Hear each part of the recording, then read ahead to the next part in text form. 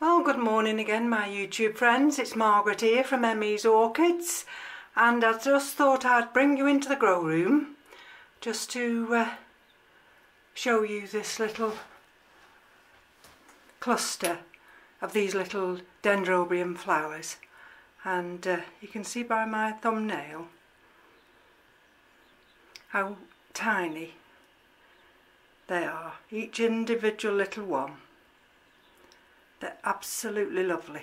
Now, there we go. If I travel down here, and I don't like to mess with her too much because the weight, when you look at the inflorescence it comes from, you'd wonder how it manages to actually hold on to all those flowers. And these blooms, bear with me because I'm trying to straddle around the table where the oscillating fan is, and each one of those little blooms, right the way round, all the way underneath, all the way round, they're absolutely lovely. Now this particular Dendrobium thyrsiflorum has flowered for me before, and one year it didn't flower at all, and that was because I didn't follow what the requirements were. This one does require a dry winter rest with plenty of sunshine, and which I've given it this year, and she's rewarded me with this beautiful bloom. So the other one, this one here, I don't know whether you'll see that, whether I'm in my own light, that one, that just blasted, and I don't know why, and at the moment it doesn't appear that I've got any of those other canes showing any signs of another bud developing. So what have we been doing this morning? What I'm doing this morning is potting up these little begonia. They come as a little plug plant, and then we've got 60 to pot up, and we've got these little cases that we're putting the plugs in, and as I say, that will take quite a while.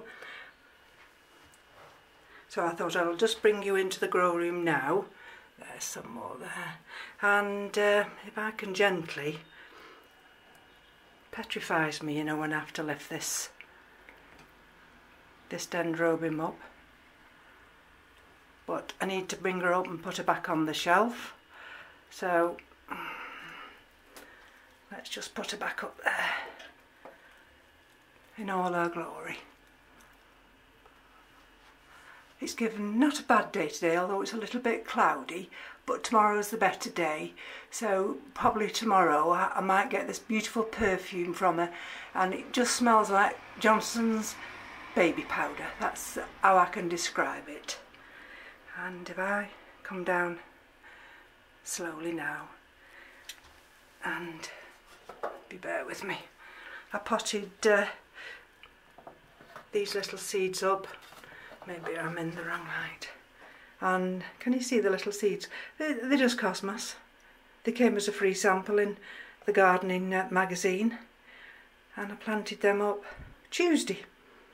And look at that, they've already started to sprout.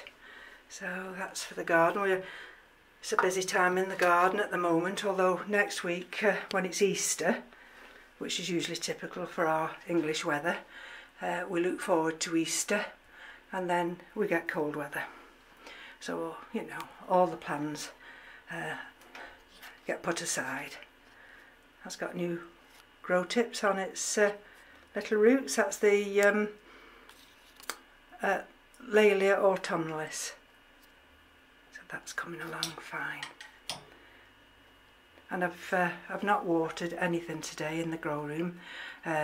You'll see it's 23. I've had both fans on, and I will put them on in a minute, and it's 57, but actually it was up to 63, and it's because I've had the door open.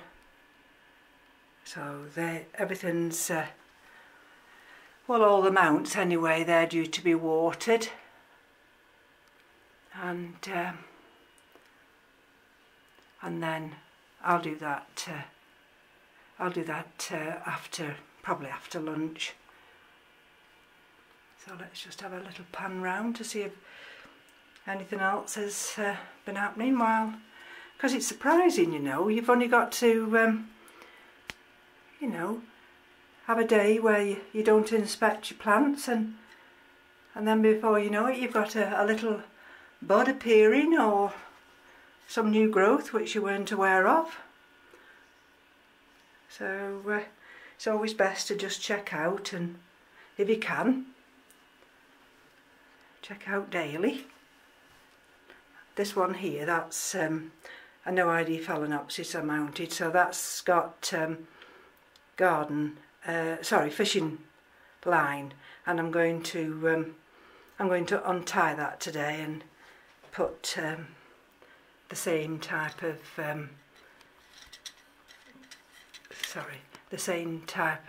of fastening I've put on that coelogeny there, and so it's not actually cutting into any of the roots.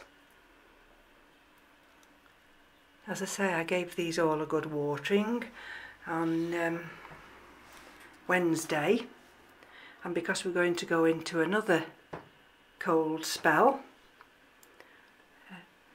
I will be just checking them tomorrow to see what wants watering and what doesn't.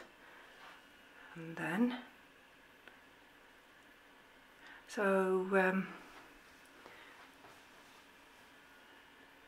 just quickly pan around, see if there's anything exciting happening. These Kingianum blooms seem to be taking a long time, and I don't know why. I mean, I've never had this type of a Dendrobium before, so I don't know. Oh, I've just got one of my Paphiopedilum leaves stuck there. I don't know how long they take to actually come into bloom. Anyway, everything's fine down there. Those are some No ID Phalaenopsis, and take you up to the top row without making you all dizzy, and just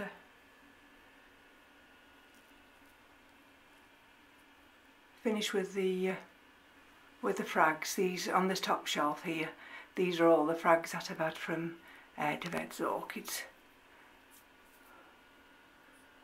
and they seem to be doing well.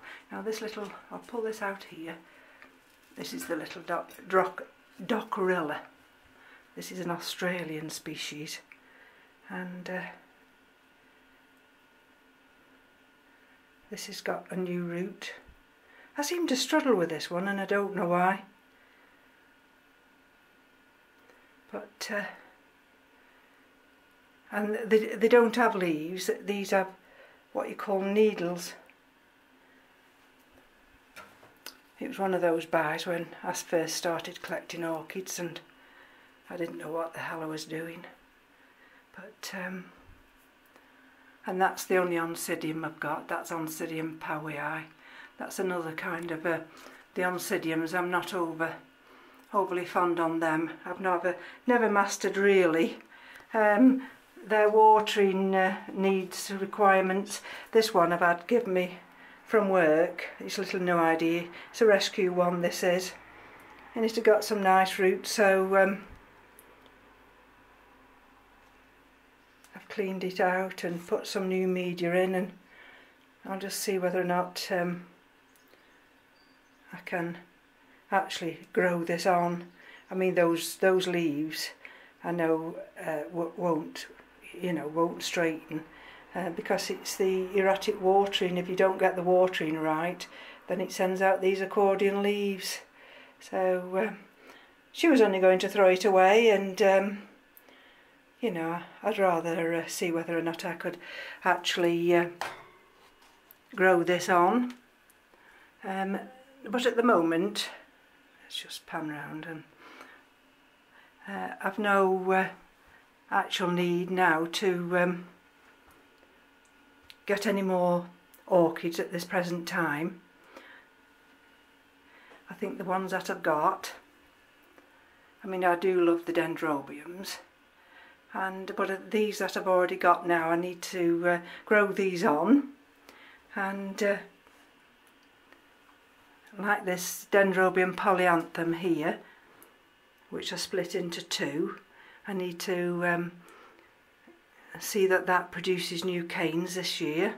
It is a deciduous Dendrobium, so these canes, that's how they should be, but I need that one to grow on, and this one over here as well.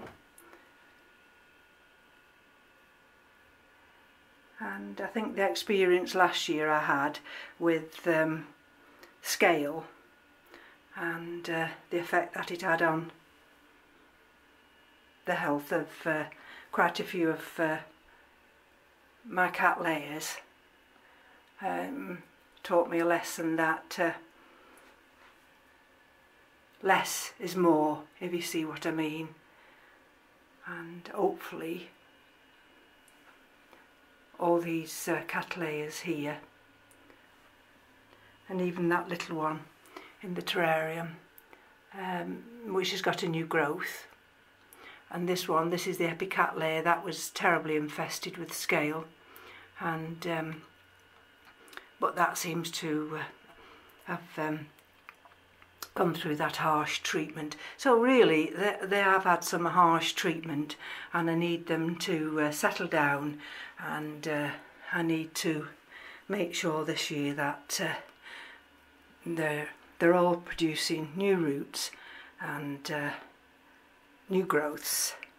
That one, of course, was the one where I gave this a spot treatment, and that one seems to have worked, although there's still a little bit of white up there, if you can see just there, but I don't think it will have survived whatever it was.